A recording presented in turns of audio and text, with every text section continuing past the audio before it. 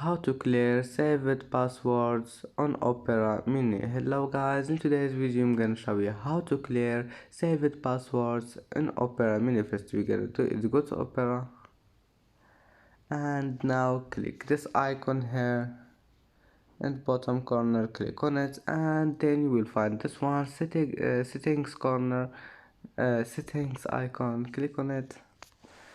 And now just go down and you will find this one, clear browsing data, click on it and you will find those. Just click here, clear saved passwords, and just select it and click OK. And as you see, data cleared, saved password has been cleared, and that's it for today's video. If you like this video, please don't forget like and subscribe, and see you in the next video.